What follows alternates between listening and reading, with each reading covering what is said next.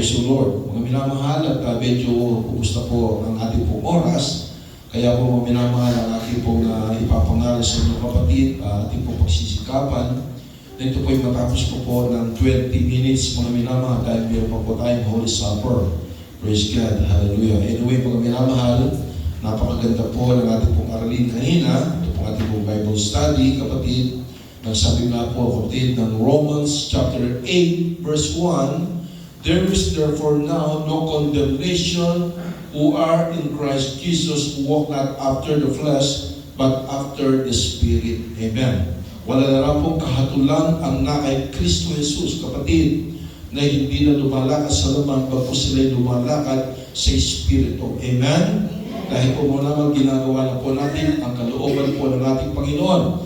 At gusto nga po kapatid, iklaro, baka yung iba kapatid, lalo mga bisita na mababuhan, hindi po ninyo naintindihan kapatid yung kanina, yung kautusan kapatid na sinasabi po, dati ang asawa po natin ay kautusan, ito po kapatid ay ang Old Testament.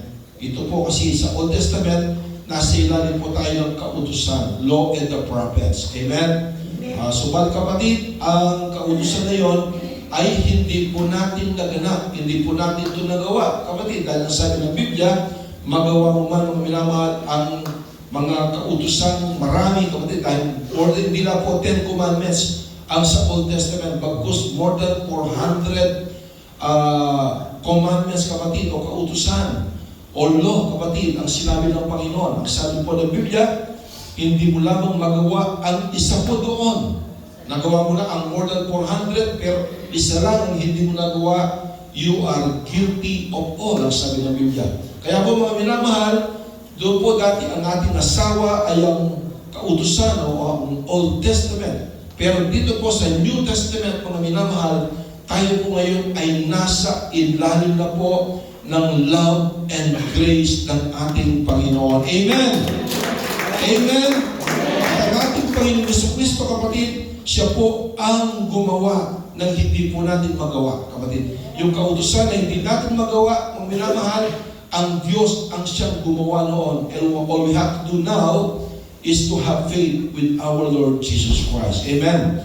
Ating pong salpatayanan ang kanyang ginawa sa krus ng Kalbaryo. At yun, kapatid, ang pananampalatayang yun ang magliligtas natin dahil ang katwiran ng Diyos, katwiran ni Kristo, ay kanyang ibibihis sa atin. Amen? Praise the Lord. Palapakan po natin ang Panginoon. Maliwanag po kami. Kaya mga minamahal, makinig po kayo ng mga salita ng Diyos.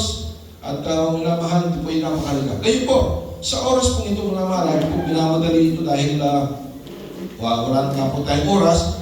Mga minamahal kapatid, marami ang mga Kristiyano, marami ang naglilingkod sa ating Panginoon, Jesucristo. Pero ang tanong kapatid ay ganito, sila po ba ay ligtas? Sila po ba mga minamahal ay merong kasiguraduhan ng kanilang kaligtasan? Ito ang big question sa atin. Mga minamahal kapatid, ang ating tatalakayin sa araw po nito, aking binigyan ng pamagat, assurance of salvation. Mga minamahal, dito makikita mo na ikaw ay assured sa iyong kaligtasan. Dahil mga minamahal, mahirap po na maglingkod ka sa ating Panginoon, kapatid, at the end of the day, doon ka pa rin sa impyerno, mga minamahal. Hindi ba mahirap yun? Kaya mga minamahal, kinakailangan malaman po natin ngayon din, kapatid, sa oras po ito, kung ikaw ba ay ligtas na. Niligtas ka ba ng ating Panginoon, kapatid? Ito po mga minamahal, ang aking pong kasagutan sa ating pong katanungan na tayo po ba ay ligtas na? At ano po ba kapatid? Ang assurance po natin. Do we have an assurance? Assurance of salvation? Yes, kapatid. Ito po, kung kayo po ay sincero na tumanggap at naglingkod sa Panginoon at nagkaroon na po ng bunga sa buhay po ninyo, kapatid, meron na po kayong assurance of salvation. Ito ang mahalaga, kapatid, dahil the greatest miracle na nangyari sa buhay po natin ay ang nagkaroon tayo ng salvation. Supposedly, we were all candidates to hell, kapatid. Our trip to hell, mga minamahal, has been cancelled because of the love of our Lord Jesus Christ. John chapter 1 verse 12. Kapatid, ganito po ang sinasabi po. Magkinggan po ninyo, minamadali na po natin ito. Subalit ang lahat ng tumanggap sa Kanya na sumasampalataya sa Kanyang pangalan, anong pangalan? Jesus Christ. Sumasampalataya sa Kanyang pangalan ay Kanyang pinagkalooban sila ng karapatang maging mga anak ng Diyos.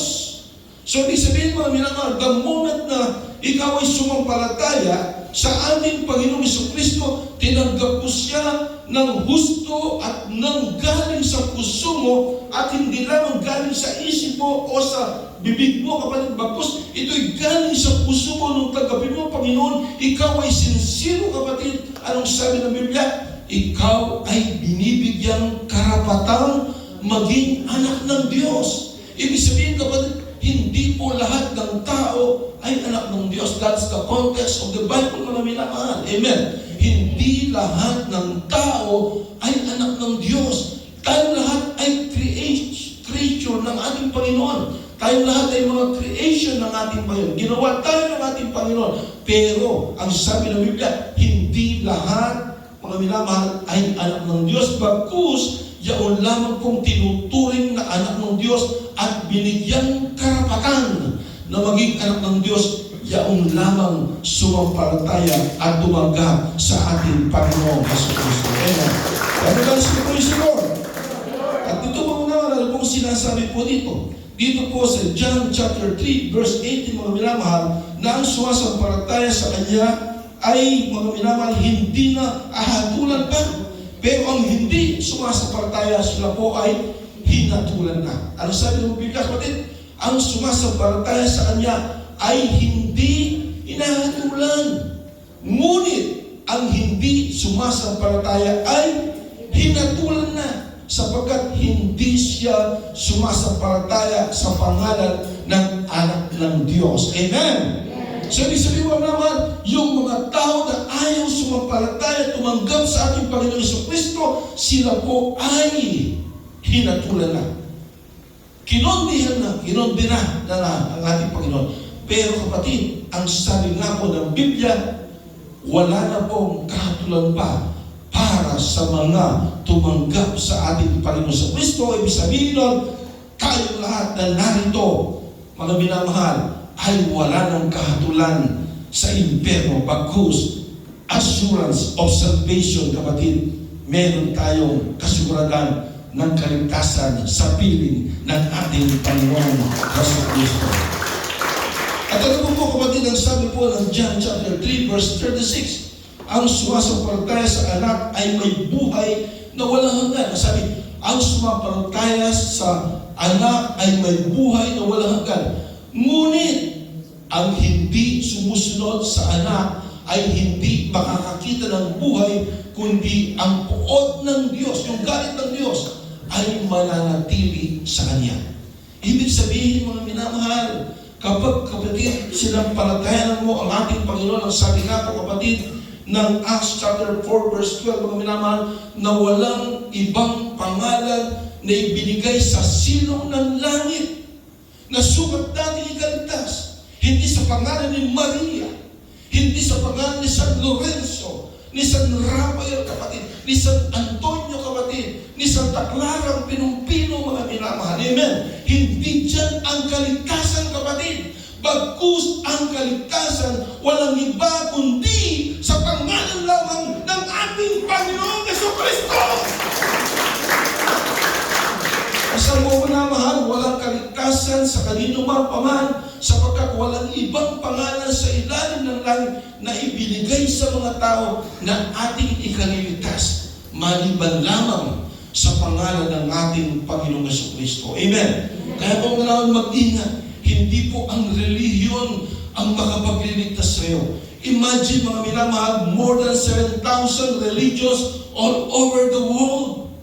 Pero dito lamang po sa Pilipinas, more than 600 religions, kapatid, na nagsasabi sila ang nasa katotohanan. Pero walang ibang katotohanan, kapatid, kundi lamang sa pangalan ng ating Panginoong Hesus Kristo. Amen? Everybody say, praise the Lord! At ang tanong, mga minamahal, kapag ba ikaw ay naligtas na, mga minamahal, pwede pa bang ikaw ay mawalan ng kaligtasan? Ito ang katanungan, kapatid.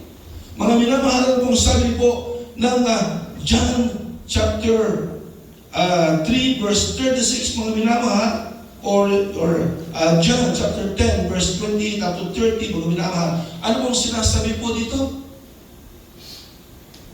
John 10, 28 to 30, kapatid. Ano pong sabi po, mga minamahal? Dito, tingnan po ninyo. Mga minamahal, kapatid, ito po ang assurance. Ang sabi po dito, sila'y binibigyan ko ng buhay na walang hanggan at kailanmay hindi sila mapapahamak. Hindi sila aagawin ng sinuman sa aking kamay.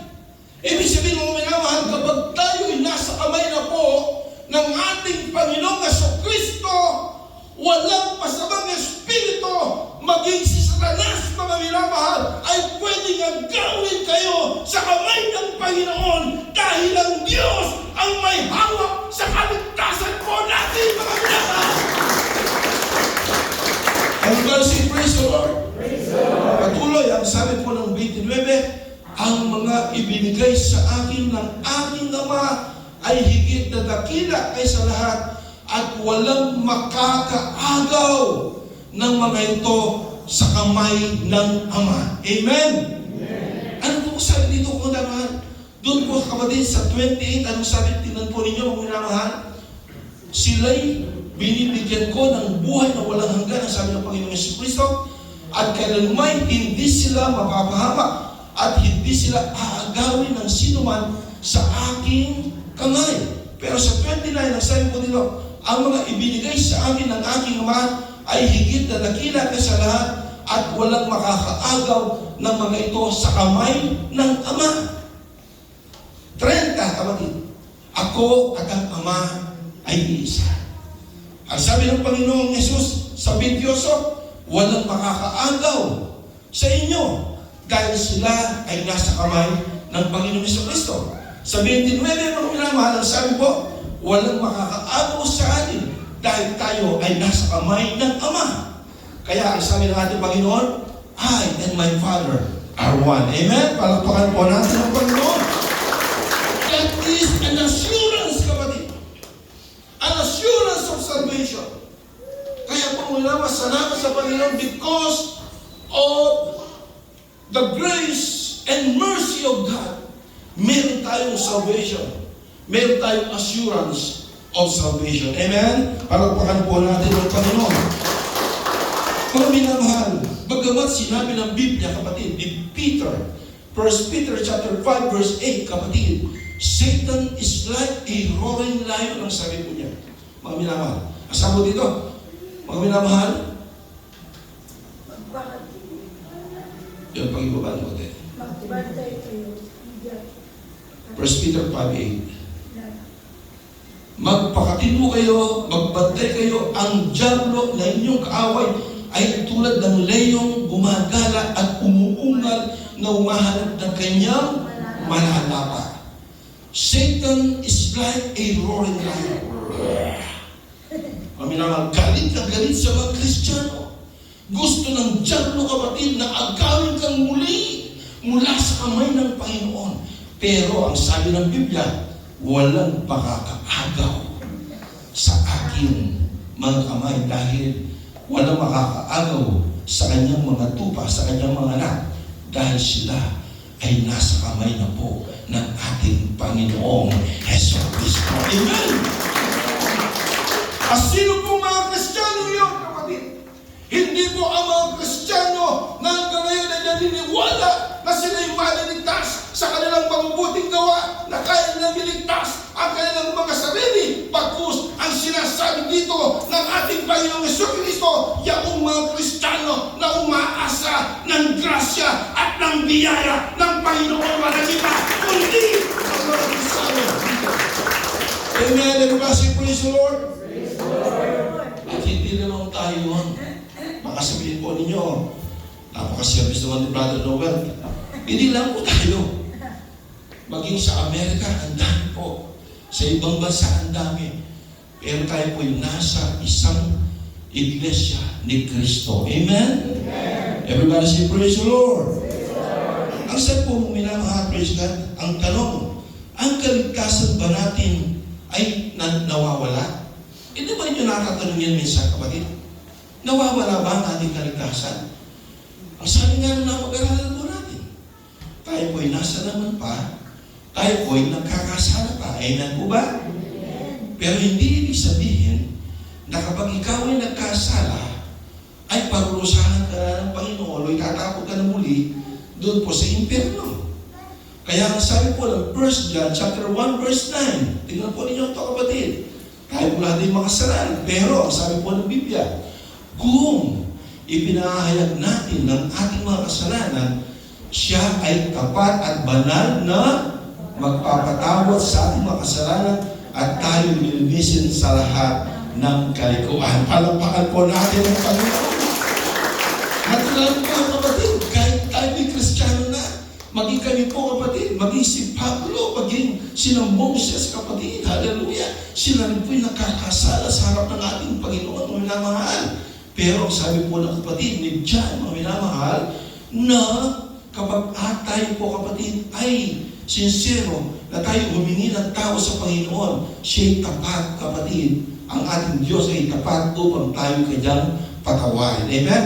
At tutulitan po natin sa Diyos, kapatid. Ano sabi po dito? Kung sinasabi natin tayo hindi nagkakasala. Sino po ba dito, kapatid, ang palagi nagsasabi na hindi naman ako nagkakasala, okay naman ako, kahit hindi na ako sumamba, mga minamahal, hindi naman ako makasalanan. Kapatid, ikaw ay nagiging sinungaling, sabi ng Biblia, sa harapan ng Panginoon. Dahil sabi po ng Biblia, sinasabi natin tayo hindi nagkakasala, ginagawa natin sinungaling. Ginagawa natin siyang sinungaling at ang kanyang salita ay wala sa atin. Amen! Amen! Amen! Amen! So, ibig sabihin, kapatid, tayo po lahat ay mga sinners, makasalanan sa harap ng ating Panginoon. Pero, meron po tayong chance. Ang sabi po, kapatid, kinakailangan matutulang po tayo magpakubaba at humingi ng tawad sa ating Panginoong Jesucristo. Amen? Kahit ano mga kapatid, ang ginawa mo naman, mula sa iyong kabataan, kapatid, ikaw ay meron kang naitagong mga kasalanan, meron kang ginagawang mga kasalanan, kapatid, the moment na ikaw ay humingi ng tawad, tinanggap mo ang Panginoong, kapatid, ikaw ay kanyang patatawarin. Praise God. At mga minamahal, ganito po, kagaya po ng ama sa anak, halimbawa lang, si Brother Elliot, siya ay aking panganay. Kung nagkasala sa akin si Elliot, palagay niyo ba, kapatid, anong gagawin ko? Itatakul ko na ba siya antimano at sasabihin ko na hindi ko na siya anak? Hindi po, kapatid. Amen. Nagkasala lang siya sa akin, pero hindi po kaagad-agad mga minamahal on the spot na siya ay aking kakalimutan bilang aking anak. Bagkus, anong gagawin ko sa kanya? Bibigyan ko siya ng disiplina. Amen? Didisiplinahin ko siya. Bakit? Dahil anak ko siya. Ganyan, kapatid, ang sinasabi ng Biblia. Ano ang sabi ng Hebrews, kapatid? Hebrews chapter 12, verse 5 up to 13. Mga minamahal, ulit-ulit karata na po ito, kapatid. Kaya pa po tayo Holy Supper. Ano ang sabi po ng mga mahal? Hebrews chapter 12, verse 5. At nakalimutan na ninyo ang pangaral na sinasabi niya sa inyo bilang mga anak. Anak ko, huwag mong ipagwalang bahala ang disiplina ng Panginoon. Huwag kang manlupay-pay kung ikaw ay sinasaway niya. Sapagkat dinidisiplina ng Panginoon ang kanyang minamahal. Kapag, kapatid, ikaw ay nagkakasala sa harap ng Panginoon, nandyan po, kapatid, ang pagdidisiplina sa iyo ng Diyos. Nandyan po, napapaluin ka ng Panginoon. Nandyan po, natatanggap ka ng tinatawag na chastisement. Amen? Yung pagtutuwid, yung parusa, kapatid. Bakit? Kasi iniibig ka ng Diyos. Kasi minamahal ka ng Panginoon. Kagaya po ng iyong anak, kapatid. Kung nakikita mo na siya'y nagdanakaw, kung nakikita mo na siya'y drug addict, anong gagawin mo? Hindi ba sasawayin mo siya, kapatid? Didisiplinahin mo siya. Bakit? Dahil minamahal mo siya. Amen po ba? Ganun din po ang ating Ama sa espiritual, ang ating Ama na nasa langit, kapatid. Tayo kanyang mga anak, ang sabi nga lang, John chapter 1 verse 12 kanina, kung sino man ang sumampalataya sa Kanya ay binigyan karapatang maging anak ng Diyos. So tayo na po ngayon ay mga anak ng Diyos. So tayo po ay dinidisiplina ng ating Panginoong Jesucristo. Amen? Everybody say, praise the Lord! At ano po? At pinarusahan ang bawat itinuturing na anak. Kaya kapatid, kung ikaw ay gumagawa ng kasalanan, pagkatapos ay wala kang palo o paalala mula sa Panginoon, magtanong ka na, kapatid. Magtanong ka na sa iyong sarili. Baka hindi ka patunay na anak ng Diyos. Mga minamahal. Kaya sabi po ng 7, magtiis kayo alang-alang sa disiplina, kayo'y pinakitunguhan ng Diyos bilang mga anak, sapagat anumang anak ang hindi dinidisiplina ng Ama. Ngunit, kung kayo ay hindi dinidisiplina na siyang naranasan ng lahat, kung gayon, kayo'y mga anak sa mga bastardo daw tayo. Kung hindi ka dinidisiplina ng Panginoon, kapatid, ibig sabihin, ikaw ay anak sa labas ng Panginoon. Ikaw ay bastardo. Yun ang sabi po ng Biblia, kapatid. At hindi mga tunay na anak. Bukod dito, tayo magkaroon ng mga ama sa laman upang tayo disiplinahin at sila'y ating igagalang. Hindi ba dapat na tayo dahil pasako sa Ama ng mga Espiritu upang tayo mabuhay sapagkat tayo'y kanilang disiplina ng maikling panahon ayon sa kanilang minamabuti, ngunit disiplina niya tayo alang-alang sa ikabubuti natin upang tayo'y makabahagi sa kanyang kabanalan. Palakpakan po natin ang Panginoon. Praise the Lord! Everybody say, praise the Lord! Yan po mga minamahal.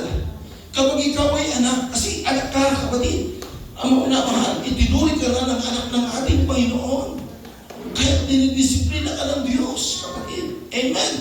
Dinidisiplina tayo ng ating Panginoon. Kaya nung minamahal kong ako'y, itutuot po nito. Nanlamig po ako noon. Kasi nakakilala ko sa ating Panginoon way back in 1990. Pero dahil sa politika, mga minamahal, ako'y masyadong na-focus sa politika. Mga minamahal, ako'y po, ang aking mga bisyo ay nanumbalik. Pero mas worse po yung aking naging buhay po noon, mga minamahal.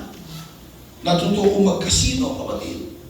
Grabe pa nga. Pero ang salamat sa Panginoon dahil at least na-control ko, kapatid, sa tulong ng ating Panginoon, hindi ko po umabot doon sa ninarako ko yung titulo namin sa bahay, pagkatapos siya sasabla ko, hindi po gano'n, kapatid. At least hindi po ako nakarating sa puntong yaon ng minamahal.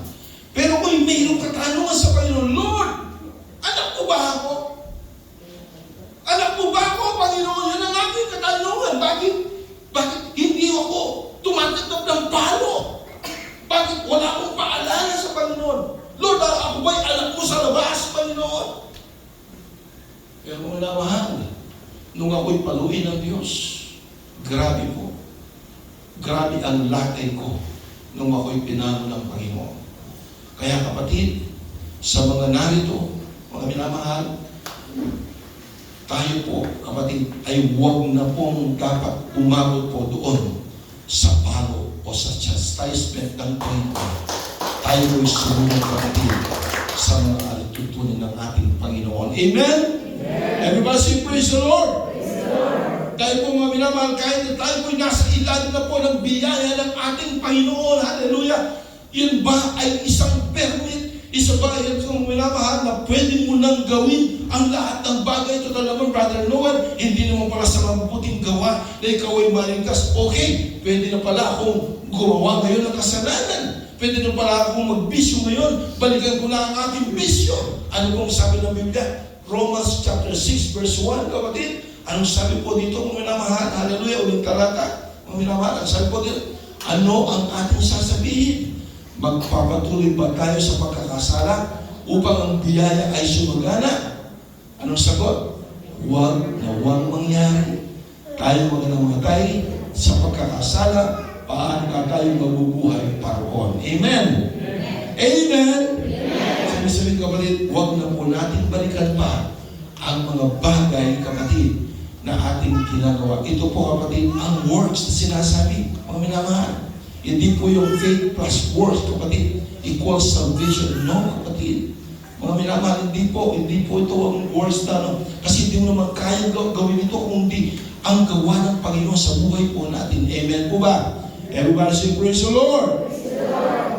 Amen! Palakpakan po natin ang Panginoon. Salamat sa Diyos, kapatid. Salamat.